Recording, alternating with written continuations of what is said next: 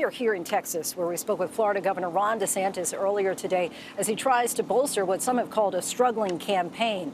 A new CNN poll out today has him fifth in the critical state of New Hampshire. DeSantis has also faced questions about a lack of support in his home state, where he's leaned into culture war issues like Black history education standards. Here's more of our exclusive interview with Governor DeSantis.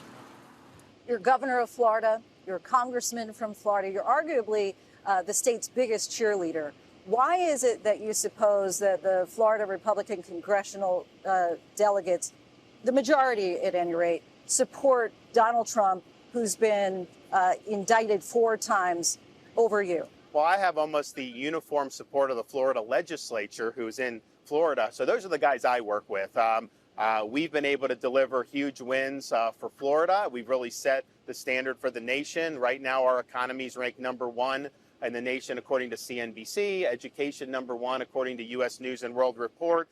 We have businesses flocking to the state. People are flocking to the state. And I think those folks who we work with on a daily basis, almost 90-some% of them, come to the conclusion that when I've been able to do the leadership, if I could do that in Washington, it'd be good for the country. You know, I've never really been a guy that got along in D.C. I don't like the way it operates. I think we need a house cleaning up there.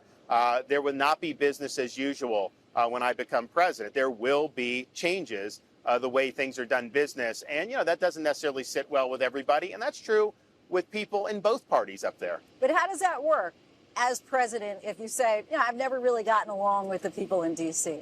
Well, because there's a culture that's developed, I think, that has put the interest of D.C. ahead of the interest of the American people. And you look, right now, 5 of the 8 wealthiest counties in the United States are suburbs of Washington, D.C. How does that happen? It isn't like they have abundant resources there, or they're producing much of anything. They're producing a lot of debt, a lot of spending. People that are politically connected to the government are doing better. Meanwhile, Americans outside that area are basically bearing the cost with all these higher prices that the spending and the inflation have fueled.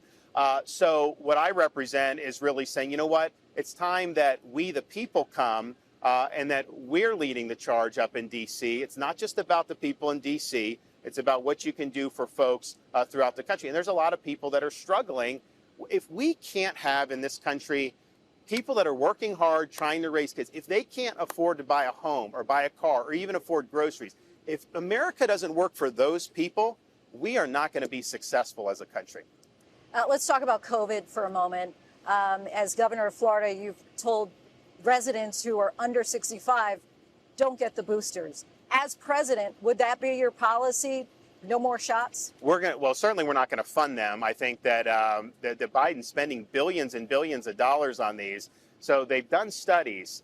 They have not demonstrated the benefit of the boosters. I think they did studies on mice for Pfizer. Moderna did do 50 humans, but you had one medically significant event that required physician attendant out of the 50. And so the question is these things have not been studied long enough. And there's not a need. Well, the CDC disagrees with that. How good has CDC done, with all due respect, over the last few years? How many people trust CDC at this point? And I was somebody 5 years ago, if you would have said CDC said this, that would have carried a lot of weight for me. I was in the trenches during COVID. They were citing flimsy studies saying that masks will stop COVID. They were citing flimsy studies about the mRNA shots originally. Remember, they said, the CDC director said, if you take these shots, you will not get COVID. That is not true. We know it's not true. People got COVID. They would make representations which were not true. So the trust that's been lost, I think, has been incalculable. And one of the things that I said is, when I come in, we're going to have a reckoning about all these COVID policies. We're going to hold people accountable who got it wrong. People that clung to the lockdowns, people that clung to the school closures. How is it that we had kids locked out of school in this country for over a year in certain jurisdictions? That was not scientifically valid. And I honestly thought when we had our kids in school, we were the first big state to do it in the summer of 2020. We got a lot of criticism. I mean, I remember ABC was down in one of our rural counties, reporting, and I think there was a lot in the media wanted it to not do well or expected it not to do well.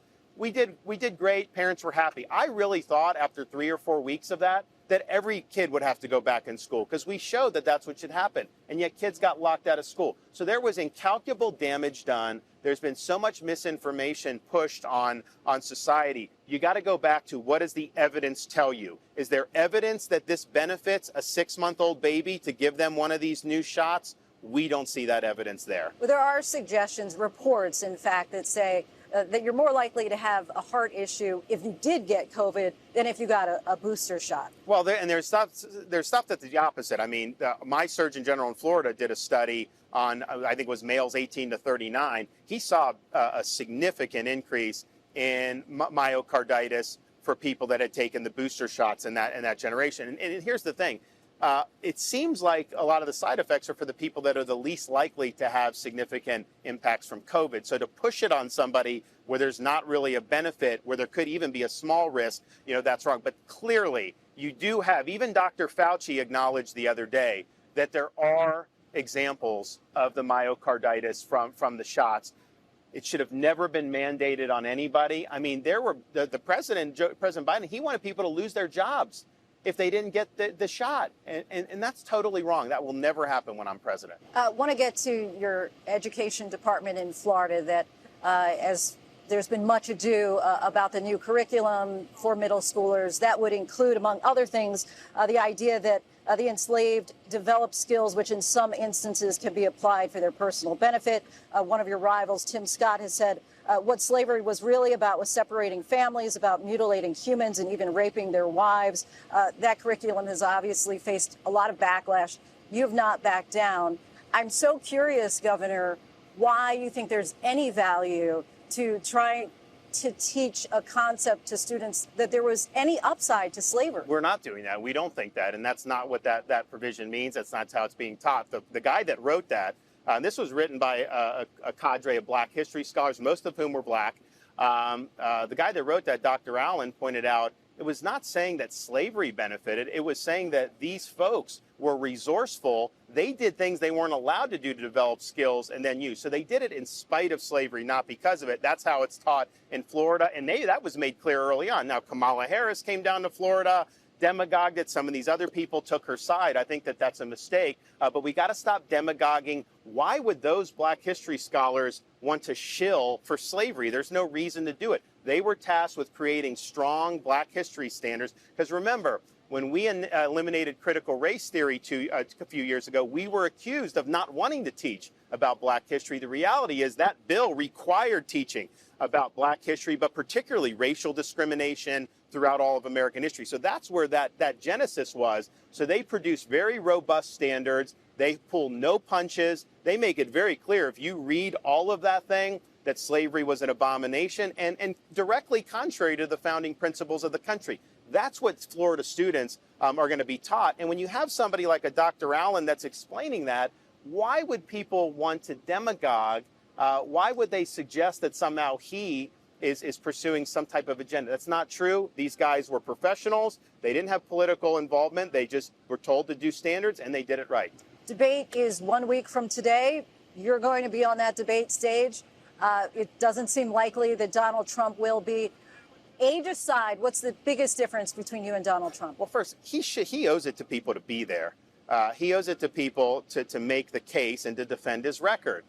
You can't be just not showing up to these things. So he does owe it to that. Look, in terms of, we got a lot of differences. I mean, he was born to great wealth. I'm a blue-collar kid that had to work minimum wage jobs to get where I was. He did obviously a lot young in business. I volunteered to serve in Iraq and serve in the military. I could serve 2 terms. He would be a lame duck on day 1. I ran 16 points better than him in Florida in my most recent race than he did in his most recent race. I've also delivered on these America First policies more than I think anybody in the country, and would have a much better chance of actually delivering all this as president. So I think that there's a lot of things that people can look at, but I'm going to be there. We're going to talk about the country's future. We know the country is in a state of decline. We've got to reverse that decline, and we need to restore this country to the greatness it deserves. Everybody who wants this job has a responsibility to step up there and make their case. Our thanks to Governor DeSantis for the conversation. And we do have to note public health officials have made it clear that the COVID vaccines, like the annual flu shot, are intended and have proven to lower the risk of severe illness and death. Independent scientific advisors to the FDA and CDC say the benefits outweigh the risks. The updated vaccines are based on the same vaccines that have protected hundreds of millions of people around the world and are updated to address the current circulating subvariants. We should also reiterate the risk of myocarditis from vaccination has been shown to be uncommon and much less likely than from a COVID-19 infection.